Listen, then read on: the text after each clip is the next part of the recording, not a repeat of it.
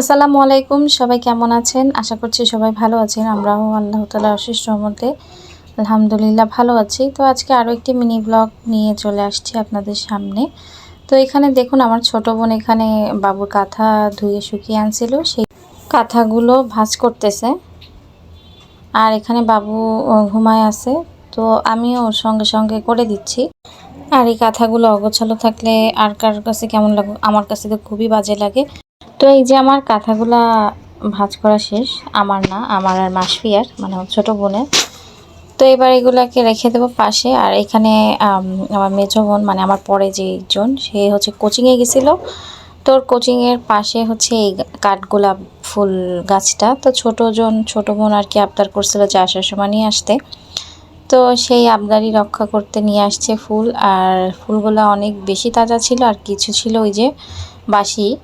তো এখানে দেখুন, এই ফুলগুলা আমাদের তিন বোনের কাছে যে এত বেশি ভালো লাগে, মানে খুবই সুন্দর একটা হালকা মিষ্টি ঘ্রাণ। তো কার কার কাছে কাঠগোলাপ ফুল পছন্দ অবশ্যই কমেন্টে জানাবেন। তো এটা হচ্ছে একটা হাজমোলার বোতল। তো ওর হচ্ছে স্টিকারটা উঠানোর পরে এখানে একটা সুন্দর প্রজাপতি আঁকছে। তো আমি এতদিন এটা খেয়াল করিনি, আজকে হঠাৎ ওই রুমে গিয়েছিলাম কোনো একটা কারণে। এখন দেখি হচ্ছে এই যে দেখুন কত সুন্দর একটা বাটারফ্লাই আঁকছে, আর ওর ভিতরে তেলও রাখছেও। তো আজকে আম্মু গেছে একটু খালামণিদের বাসায়। তো আমার হচ্ছে বিকালে কিছু কাঁথা ছিল, সেগুলোকে নিয়ে আমি এখন ছাদে যাচ্ছি। আর বাবু হচ্ছে ঘুমাইছে, তো সেই ফাঁকে আমি ভাবলাম যে এগুলাকে হচ্ছে দিয়ে আসি ছাদে।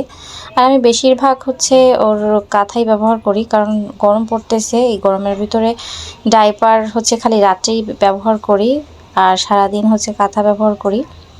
আর বলছিলাম ওর একটু সমস্যা আছে, যার কারণে ডাইপারও পরানো লাগে, তো ভাগে ভাগে।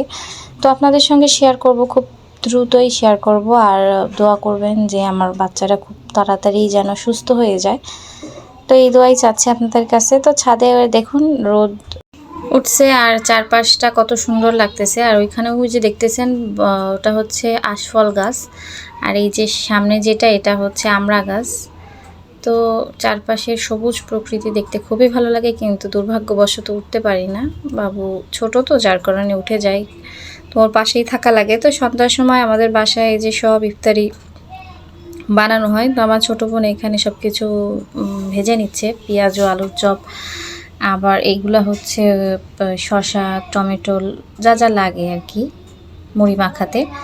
তো আমি এই প্লেটটা নিয়ে যাচ্ছি হচ্ছে টেবিলে রাখার জন্য। আর এই রমজান মাসে যতটা মজা লাগে এই ইফতারিটা, অন্য কোনো মাসে লাগে না। আর এখানে দেখুন ছোলা ভুনাও হয়ে গেছে। আজকের ভিডিওটা এ পর্যন্ত, সবাই ভালো থাকবেন, আল্লাহ হাফেজ।